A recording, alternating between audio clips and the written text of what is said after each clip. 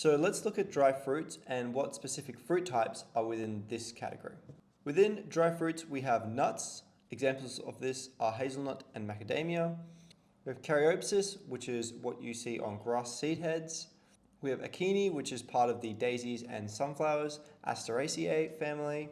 Then we have capsules, which you often see on eucalypts, leptospermums, and bottle brushes.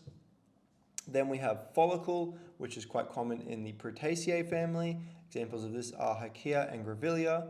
And then we have your legumes, your pods, which are your peas and your wattles and your green beans. On the bottom left, we have a legume or a pod. This is a dried acacia pod.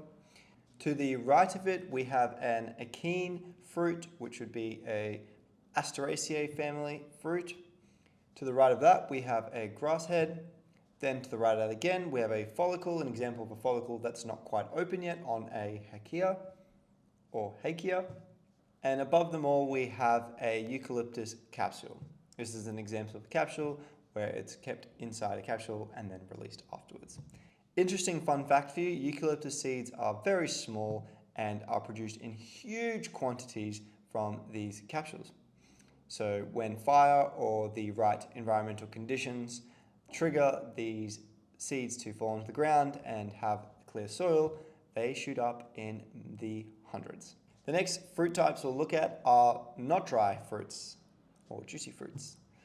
These are the ones that you're most likely to see at the supermarkets, and so I've tried to include many examples of what we see in the supermarkets as well as an example of what you might see in the bush and also in the supermarket. The first one is a drupe. A drupe is usually a fruit like a peach, where it has a hard outer layer skin, then it has its soft fleshy part, not always soft, and then a seed in the middle. Then we have a pome, which has a fleshy like floral part, and then the protective layers and the seeds in the middle. Following this, we have berries. Berries are a little bit interesting and confusing.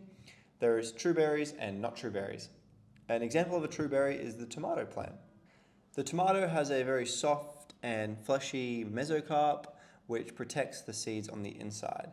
This part makes it a true berry, just usually called a berry, and not what you would think of a strawberry, which, funny enough, is called a strawberry. But it's not actually a berry. The next one on the list is mostly seen within the citrus family. It is a Hesperidium. These generally have quite a hard skin on the outside, a fleshy inside with seeds mixed in within the pericarp or the fleshy part. Following this, we also have another berry that's not a true berry, which is a pepo.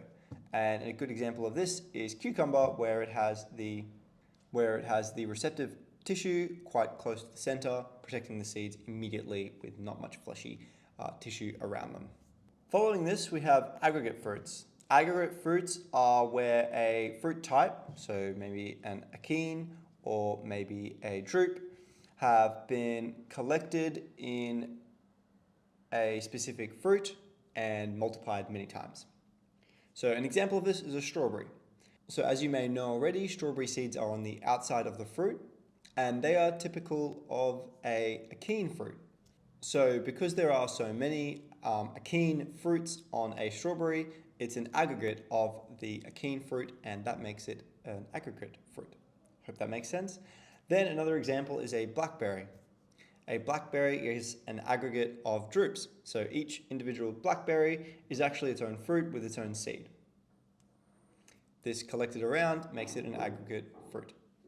Finally, we have the fig, which is an example of multiple fruits. These terms aren't specifically super important for learning plant identification. They definitely do help when trying to understand different fruits, but honestly, a lot of the time, the specific fruit types that you are going to see is only useful to the more advanced plant identification skills. What I think is great about this is to understand that we have different fruit types and that they can indicate different things.